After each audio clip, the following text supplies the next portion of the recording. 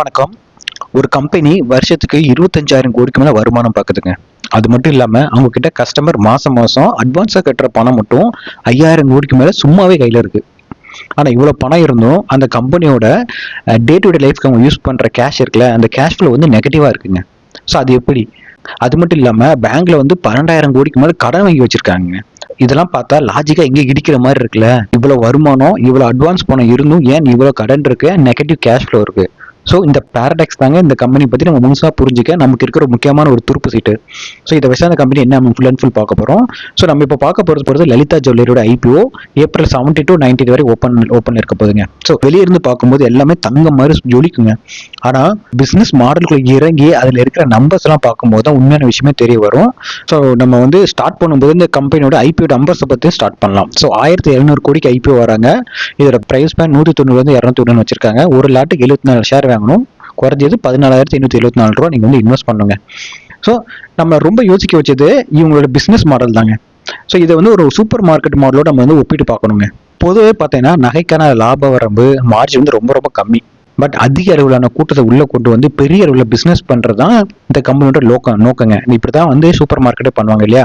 உங்களுக்கு வந்து அவங்களுக்கு கமிஷன் கம்மியாக தான் இருக்கும். நிறைய பீப்புள் உள்ள கொண்டு வர வால்யூம் இன்க்ரீஸ் ஆக அவங்களோட ரெவன்யூ கொடுக்கும். ஸோ அதே மாதிரி தான் இவங்களும் பண்றாங்க. ஸோ இது வந்து ஒரு ஹை வால்யூம் பிசினஸ் அப்படின்னு சொல்லாங்க. ஸோ நகை வியாபாரம் பொதுவாக நம்ம என்ன நினைப்போம் அப்படின்னா அது ஒரு ப்ரீமியம் பிசினஸ், அங்கே லாபம் அதிகமா இருக்குன்னு நினைப்போம். ஆனா லலிதா ஜுவல்லரி முற்றிலும் மாறுபட்ட ஒரு மாசான ரூட்டை எடுத்திருக்காங்க. இவங்க வந்து தமிழ்நாட்டில் ஒரு பாப்புலர் பிராண்டு. 1985 சென்னை டி நகரில் தாங்க ஸ்டார்ட் பண்ணாங்க இந்த கம்பெனியை. ஸ்டார்ட் பண்ணியாருன்னா மிஸ்டர் கிரண் குமார் ஜெயின் அப்படிங்கிறது தான் ஸ்டார்ட் பண்ணாரு. கிட்டத்தட்ட பார்த்தீங்கன்னா அவங்க கிட்ட 61 ஸ்டோர்ஸ் இருக்குங்க. 51 சிட்டிஸ்ல எங்கெல்லாம் இருக்குன்னா தமிழ்நாடு, ஆந்திரா, தெலுங்கானா, கர்நாடகா, பாண்டிச்சேரி இந்த மாதிரி எல்லா இடத்துலையுமே இவங்க இருக்காங்க. அண்ட் ஸ்டோர் பார்த்தீங்கன்னா 23 ஸ்டோர் ஆந்திராவில் இருக்கு, 20 ஸ்டோர் தமிழ்நாடுல இருக்கு, 7 store Karnataka, 7 store Telangana, 4 store பாண்டிச்சேரியில் இருக்கு. டோட்டலா 61 ஸ்டோர் வச்சிருக்காங்க. 2 ஃபார்மேட் ஆஃப் ஸ்டோர் வச்சிருக்காங்க. ஒன்று வந்து எல்எஃப்எஸ், அதாவது லார்ஜ் ஃபார்மேட் ஸ்டோர். இன்னொன்று வந்து MFS, medium format store. So இந்த லார்ஜ் ஃபார்மேட் ஸ்டோர் வந்து ஃபிளாக்ஷிப் ஸ்டோர்ஸுங்க. கிட்டத்தட்ட 15,000 20,000 ஸ்கொயர் ஃபீட். அதாவது இவங்க பார்த்தீங்கன்னா ஆந்திராவில் விஜயவாடாவில் ஒரு கடை இருக்கு. அந்த கடை மட்டும் சுமார் 1,00,000 ஸ்கொயர் ஃபீட்ல இருக்குங்க. பார்த்துக்கோங்க அப்போ எவ்வளோ பெரிய கடை அப்படின்ட்டு. ஸோ அந்த மாதிரி இதெல்லாம் தான் அவங்க வந்து எல்எஃப்எஸ் அப்படிங்கிறாங்க. இந்த எம்எஃப்எஸ் அப்படிங்கிற பக்கத்துக்கு சின்ன சின்ன கதைங்க. ஸோ இதான் அவங்க பண்ணிட்டு இருக்காங்க. ஸோ இந்த ஆந்திராவிலேயே இந்த 1,00,000 சதுரடி சொன்னால அவ்வளோ பெரிய கடை மேலே மாதிரி இந்த மாதிரி பிசினஸ்க்கு தேவை அப்படின்னு பார்க்கணும். பட் இதை வந்து அவங்களோட பாயிண்ட் ஆஃப் இருந்து பார்ப்போம். ஸோ அவங்க என்ன பண்றாங்க, இவ்வளோ பெரிய கடை கட்டி அந்த கடை ஃபுல்லாக டிசைனாக சங்கனையில கூச்சி வச்சிருப்பாங்க. ஸோ அதை பார்க்கறதுக்கே கஸ்டமர்ஸ் உள்ள வருவாங்க. உள்ள வரும்போது அவங்களுக்கு வந்து இங்க இருக்க கலெக்ஷன் மாதிரி வெளியே எங்கேயுமே கலெக்ஷன் கிடையாது அப்படின்னு சொல்லி கண்டிப்பா அங்கிருந்து ஒன்று வாங்கிட்டு போயிருவாங்க. இது வந்து அவங்க சைக்காலஜி ஸ்ட்ராட்டஜியை யூஸ் பண்ணி மக்கள் உள்ள வர வச்சு எப்படியா வாங்க வைக்கிறதாங்க இதை வந்து பண்றாங்க. ஸோ இதுதான் அவங்களோட ஒரு பெரிய மோட்டோவா இருக்கு இந்த இவ்வளவு பெரிய கடையை திறந்து வைக்கிறதுக்கு. சார் நம்ம இப்போ நிறைய ஆட் பார்த்துருப்போங்க, குறைந்த செய்கூலி சேதாரம் அப்படின்னு. ஸோ இப்படி சொல்லி நடுத்தர மக்கள் உள்ள கொண்டு வராங்க. விலையை குறித்து ரொம்ப கான்சியஸா இருப்பாங்களா, அதாவது மாஸ் பிரைஸ் சென்சிட்டிவ் பீப்புள் இவங்க தான் வந்து டார்கெட் பண்றாங்க. அவங்களை டார்கெட் பண்ணி அவங்களுக்கு ஸ்டோருக்குள்ள கொண்டு வந்து வாங்க வைக்கிறாங்க. இந்த மாடல பார்க்கும்போது நிறைய பீப்புள் உள்ள கூப்பிடுறாங்க, ஒரு ரேட்டையும் குறைச்சி வைக்கிறாங்க அப்படின்னு பார்க்கும்போது இவங்க லாபம் வந்து கம்மியா தான் இருக்கும். ஸோ 1 கிராம் கோல்டுக்கு இவங்க லாபம் பார்த்தீங்கன்னா ரொம்ப ரொம்ப கம்மி. ஆனா இவங்க இங்க எடுத்துக்க பிசினஸ் அப்ரோச் என்ன, நிறைய பீப்புள் உள்ள கொண்டு வரணும் அப்படிங்கிறதா. ஸோ அப்படி நிறைய பீப்புள் உள்ள கொண்டு வரும்போது லாபம் வந்து குறையுங்க. இந்த மாதிரி அவங்க வந்து ரேட்டை வந்து குறைச்சி வைக்கிறதுனால ஸோ 1 கிராம்ல லாபம் பார்க்கும்போது குறைவா தான் இருக்கும். பட் ஒரு நாளைக்கு பல கேஜி இவங்க வந்து விற்க போறாங்க. ஸோ அதனால லாபம் பல மடங்கு மாறிடுங்க. ஸோ அவங்க வெப்சைட்லேயே பார்த்தீங்கன்னா பாருங்களேன், இங்கே பாருங்களேன், டைமண்ட்க்கு வந்து வேல்யூ ஆடட் சர்வீஸ் கிடையாது, டபுள் ஆஃபர் அப்படின்னு ஒன்று வச்சிருக்காங்க. அது மாதிரி 11 மாதம் மட்டும் நீங்கள் பே பண்ண போதும், 12ஆம் மாதம் நாங்களே பே பண்ணுறோம். அந்த மாதிரி நிறைய ஸ்கீம் இருக்குங்க. ஸோ இது ஏதோ சும்மா மக்களை இழுக்கிறதுக்கான ஸ்கீம் அப்படின்னு நினைக்காதுங்க. இது இந்த ஸ்கீமுக்கு பின்னாடி இருக்க மிகப்பெரிய விஷயம் உங்களோட பேலன்ஸ் ஷீட்டை பார்த்தா தாங்க தெரியும். ஸோ நம்ம நேரம் நம்பர்ஸ்குள்ள போயிடலாம். ஃபினான்ஸ் 26 பார்த்தீங்கன்னா 5,042 கோடி கஸ்டமர் அட்வான்ஸ் பணம் இவங்களுக்கு வந்திருக்குங்க. இந்த மாடலை இன்வெஸ்ட்மெண்ட் டேர்ம்ல நெகட்டிவ் ஒர்க்கிங் கேபிட்டல் அப்படின்னு சொல்லுவாங்க. நம்ம சொந்த பணத்தை போடாம பிசினஸ் பண்றது. ஸோ சொந்த பணம் பேங்கை நம்பி இல்லாம கஸ்டமர் கொடுக்குற பணத்துல இருந்து பிசினஸ் பண்றதுங்க. அது சுத்த வருது. இது வந்து ஒரு மிகப்பெரிய பிசினஸ் மாடல். இது வந்து அவங்க சூப்பரா அடாப்ட் பண்ணி வச்சிருக்காங்க. ஸோ மக்கள் கிட்ட இருந்து வருது இந்த 5,000 கோடி வருமானத்தை என்ன பண்ணுவாங்க, அவங்க நகை வாங்குறாங்க, அதுலேயே நகை செஞ்சு அதை மக்களுக்கு விற்கிறாங்க. ஸோ அவங்களுக்கு வந்து இது வந்து ஒரு வட்டி இல்லாத கடன் மாதிரி அவங்களுக்கு வந்து சேர்ந்துருதுங்க. ஸோ இதை பார்த்தீங்கன்னா இது எப்படி சொல்லலாம், கஸ்டமர் பணத்திலே ஒரு பிசினஸ் ஓடுதுங்க. இது ஒரு ஸ்மார்ட் மூவ் தான். அண்ட் இதை வந்து நம்ம எப்படி கூட சொல்லலாம், அசட் லைட் மாடல் கூட சொல்லிக்கலாங்க. ஓகேங்க, பிசினஸ் மாடல் ஸ்மார்ட்டா இருக்குங்க. பட் இது எந்த அளவுக்கு நம்பரா மாறுது அப்படின்னு பார்க்கணும். அதுக்கு எங்களோட நம்பர்ஸை பார்ப்போம். ஃபினான்ஸ் 26 இவங்களோட மொத்த வரவை பார்த்தீங்கன்னா 25,039 கோடிங்க. உங்களோட ரேட் வந்து 177% 2 இயர்ஸ்ல வளர்ந்துருக்கு. 109 கோடியை தொட்டு இருக்கேன் இப்போ. ஸோ 2 இயர்ஸ் இப்படி இவ்வளோ பெரிய லாபமா அப்படின்னு நம்ம வந்து யோசிக்கணும். ஏன்னா அதிகமாக இருக்க கம்மியாக இருக்க நமக்கு புரியல. ஸோ அதுக்கு வந்து நம்ம என்ன பண்ணணும், இதே செக்டார்ல இருக்க மற்ற கம்பெனி ஒப்பிட்டு பார்ப்போம். ஸோ டைட்டனோ கல்யாணோ இது கூட ஒப்பிட்டு பார்ப்போம். அப்பதான் நமக்கு வந்து இது வந்து கிளியரிட்டியா தெரியும். அண்ட் ஒரு பிசினஸ் வந்து எவ்வளவு திறமை நடக்குதுன்னு கண்டுபிடிக்க வந்து அதோட ROI பார்க்கணும். ஸோ இவங்களோட ROI பார்த்தீங்கன்னா 42.60% இருக்குங்க. நான் நிறைய டைம் சொல்லியிருக்கேன், ROIனா என்னன்னா நீங்க கொடுக்குற பணத்தை வச்சு அவங்க எவ்வளவு சம்பாதிக்கிறாங்க. நீங்க இப்போ ஒரு 100 ரூபா கொடுக்குறீங்கன்னா அந்த ஒரு வருஷம் ஃபுல்லா அந்த பணத்தை வச்சு 42 ரூபா உங்களுக்கு சம்பாரிச்சு கொடுக்குறாங்கன்னு அர்த்தங்க. அப்படின்னா பாருங்க எவ்வளவு பெரிய வருமானம் இவங்க வந்து சம்பாரிச்சு கொடுக்குறாங்க, எவ்வளவு பெரிய வேல்யூ கொடுக்குறாங்கன்னு. கடைகளை விட இவங்களுக்கு வந்து இந்த ROI ரொம்ப அதிகமா இருக்குங்க. ஸோ இன்னொரு பக்கம் பார்த்தீங்கன்னா அந்த லலிதா ஜுவல்லரியோட ஒவ்வொரு கடைக்கான லாபம் ஆப்ரேட்டிங் எபிட்டா பெர் ஸ்டோர் வந்து 27.4 கோடியா இருக்குங்க. இதுவும் இவங்களோட போட்டியாளர்களோட ரொம்ப ரொம்ப அதிகமா வச்சிருக்காங்க. ஸோ இந்த லாபம் தான் இவங்களோட வருமானத்தை வந்து இந்த அளவுக்கு உயர்ந்து இருக்குங்க. லாபம் கூடியிருக்கு, கடைகளோட செயல்பாடும் இம்ப்ரூவ் ஆயிருக்குங்க. ஸோ இப்படி லாபம் சம்பாதிக்க கம்பெனி ஐபிஓக்கு வராங்க. என்ன ரேட்டுக்கு ஐபிஓக்கு வராங்க அப்படின்னு வந்து பார்ப்போம். ஸோ எங்களோட பி பார்த்தீங்கன்னா 9.95 to 11.16% இதுக்குள்ள தாங்க இருக்கு. இது வந்து இந்த செக்டார் ஆவரேஜோட ரொம்ப ரொம்ப கம்மியா, இந்த செக்டார் ஆவரேஜ் வந்து 30% வச்சிருக்காங்க. இதை பார்த்தா நமக்கு வந்து இது சீப் வேல்யூஷன் கிடைக்கிற மாதிரி தெரியும். ஸோ ஒரு பொருளோ இல்ல ஒரு ஷேரோ ரொம்ப சீப்பா கிடைக்கும் போது அதுக்குள்ள ஏதோ ஆபத்து இல்ல டேஞ்சர் ஒளிஞ்சிருக்கு அப்படின்னு அர்த்தங்க. ஸோ மார்க்கெட் எப்போதுமே முட்டாளெல்லாம் கிடையாது. அது எதுக்கு எவ்வளவு வேல்யூவேஷன் கொடுக்குமோ அதுக்கு அவ்வளவு வேல்யூவேஷன் கொடுக்கும். அது ஓவர் வேல்யூ தான் எப்போதுமே கொடுக்கும். அப்படி இருக்கும்போது இந்த கம்பெனி நமக்கு ஏன் சீப்பா கிடைக்கும்? ஸோ அதுக்கு வந்து இந்த ஐபிஓ நம்ம ஃபுல் அண்ட் ஃபுல் பார்த்தா தாங்க புரியும். ஐபிஓட மதிப்பு வந்து 1700 கோடிங்க.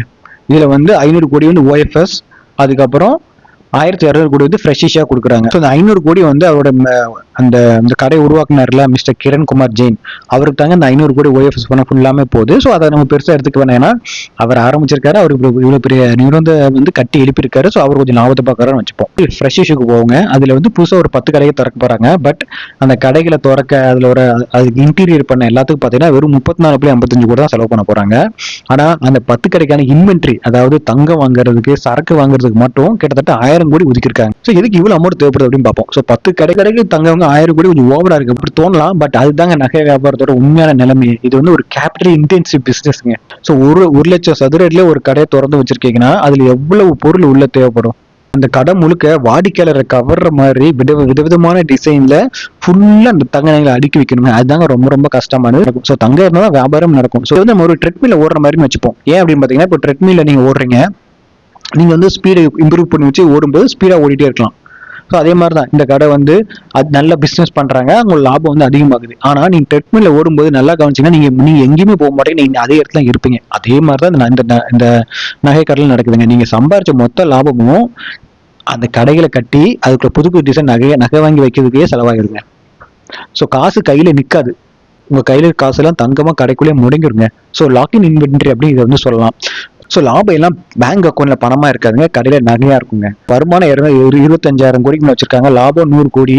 பட் ஃபினான்சியர் 26ல இவங்களோட அன்றாட செலவுக்கு இவங்க கையில இருக்கிறது நெகட்டிவ் தான் பார்த்தோம். நெகட்டிவ் கேஷ் ஃப்ளோ அது எவ்வளோன்னு பார்த்தீங்கன்னா 397 கோடி நெகட்டிவ்ல இருக்குங்க, நெகட்டிவ் கேஷ் ஃப்ளோ இருக்கு. ஸோ இவ்வளவு லாபம் இருந்தும் கம்பெனியோட அன்றாட செலவுக்கு பணம் இல்லாத நிலைமையே இந்த ட்ரெட்மில் கான்செப்ட் தான்.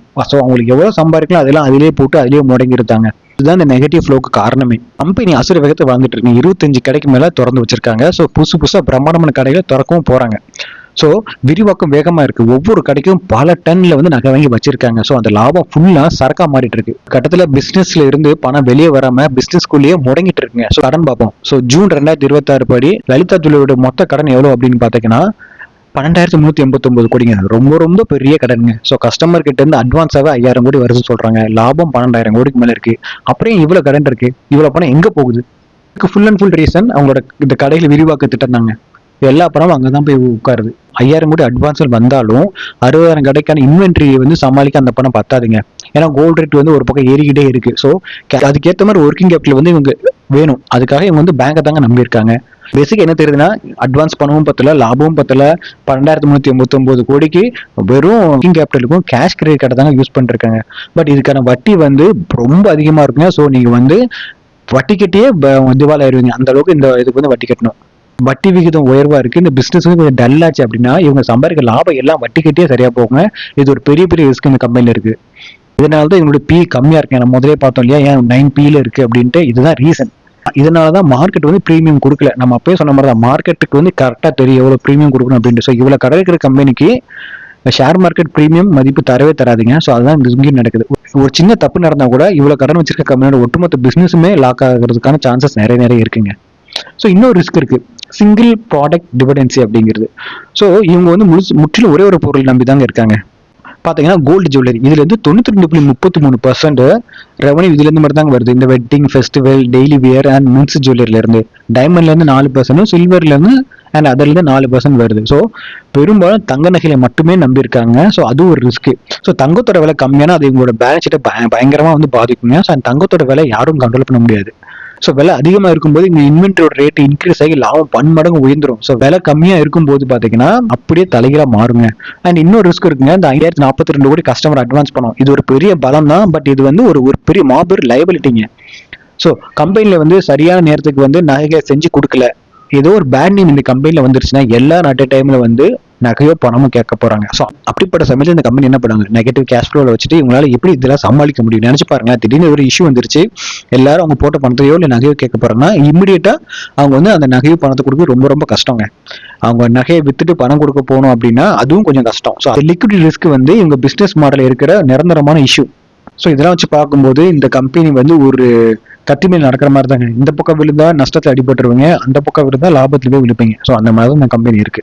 மொத்தமா அந்த கம்பெனி வந்து பாத்தீங்கன்னா ஒரு சூப்பர் மார்க்கெட் மாதிரி குறைந்த லாபம் அதிக விற்பனை அப்படிங்கிற மாடல கையில எடுத்திருக்காங்க. ஸோ அது வந்து இவங்களுக்கு வந்து ஒரு பெரிய சாம்ராஜ்யம் கிரியேட் பண்ணி கொடுத்துருக்கு. அண்ட் எங்களோட ROI 42.60%. இது ஒரு சூப்பரான ROI வச்சிருக்காங்க.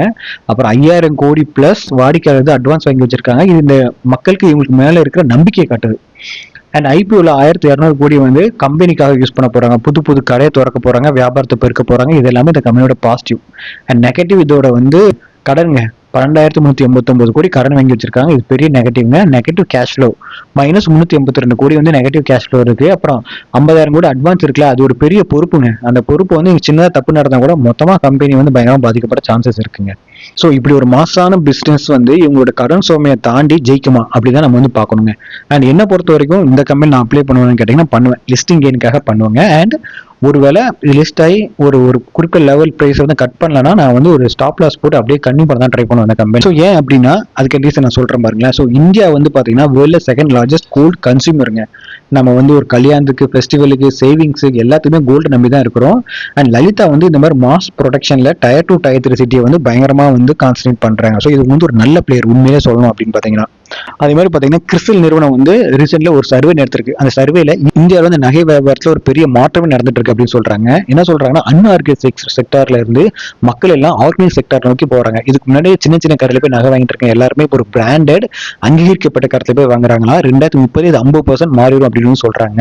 ஸோ இந்த மாதிரி 50% பிராண்டட் கம்பெனிக்கு பிசினஸ் வந்து எவ்வளவு பெரிய விஷயம்னு பாத்துக்கோங்க. ஸோ அந்த இடத்துல இந்த கம்பெனி இருக்கு. ஸோ அப்ப இவங்களுக்கும் அந்த அளவுக்கு லாபம் வருங்க. ஸோ இது வந்து ஒரு பல கோடி மதிப்புல மாபெரும் சந்தையா மாறப்போகுது. அது எப்படி நடக்கும் அப்படிங்கிறத பொறுத்து தான் பார்க்கணும். இந்த லலிதா ஜுவல்லரியோட குறைந்த செய்கூலி, சேதாரம் மற்றும் பிரம்மாண்டமான கடைகள், அப்புறம் இவங்க இருக்கிற இந்த மக்களோட அட்வான்ஸ் பணம், இதெல்லாம் இவங்களுக்கு ஒரு பெரிய வாய்ப்பா மாறுமா, இல்லைன்னா இந்த 12,000 கோடிக்கு முன்னாடி இருக்க கடன் வந்து இந்த கம்பெனி மொத்தமா முடக்கி போட்டுருமா அப்படின்னு ஃபைனலா ஒரு முறை ஒரு சின்ன கொஸ்டின் நமக்கு எடுத்து கேட்டுக்கணும். ஸோ அவ்வளோதான் மக்களே, உங்களுக்கு இது ஒரு நல்ல ஒரு புரிதல் கிடைச்சிருக்கும் நான் நம்புறேன். ஸோ இதை வச்சு இதுக்கப்புறம் நீங்கள் எல்லா தங்க நகை கடைகளையும் இதே மாதிரி நீங்கள் வந்து ரிவ்யூ பண்ணலாம். ஸோ இதுல இருந்து கொஞ்சம் விஷயங்கள் நீங்கள் கற்றுருப்பீங்கன்னு நான் நினைக்கிறேங்க. இவ்வளோ நேரம் உங்களோட டைம் என்னோட ஸ்பெண்ட் பண்ணதுக்கு ரொம்ப நன்றி. வணக்கம்.